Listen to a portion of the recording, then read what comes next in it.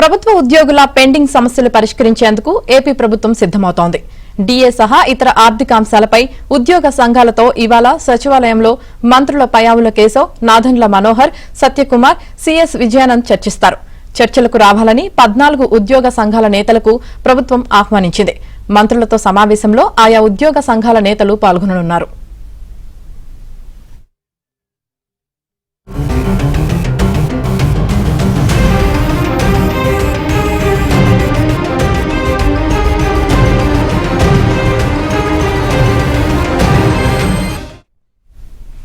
గత కొద్ది రోజులుగా ఉద్యోగులకు సంబంధించిన ఆర్థిక పరమైన డిమాండ్లపై ముఖ్యమంత్రి చంద్రబాబు సీఎస్ సమీక్షిస్తున్నారు.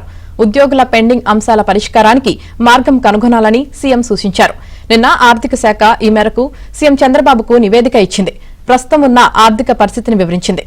కొత్త జీఎస్టీ విధానం అమల్లోకి వచ్చి కొన్ని రోజులే అయినందున రాష్ట్రానికి వచ్చే రాబడిపై అంచనాకు రావడానికి ఇంకొంత సమయం పడుతుందని ఆర్థిక శాఖ అధికారులు సీఎంకు వివరించారు.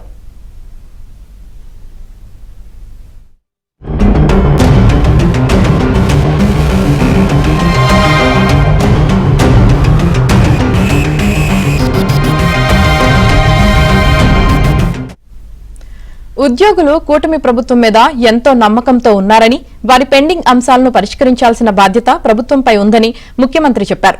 గత ప్రభుత్వంలో ఉద్యోగులు కూడా బాధితులుగా ఉన్నారని, న్యాయబద్దంగా వారికి ఇవ్వాల్సిన డబ్బులను కూడా ఇవ్వకుండా వేధించారని అన్నారు.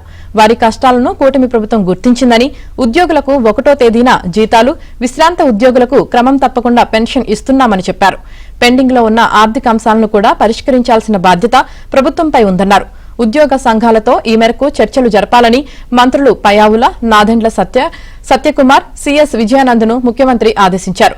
ఉద్యోగుల ఆర్థిక అంశాలపై సానుకూలతతో వారి సమస్యలకు పరిష్కారం చూపే విధంగా చర్చలు జరపాలని, చర్చల సారాంశాన్ని తనకు తెలియజేయాలని ముఖ్యమంత్రి ఆదేశించారు.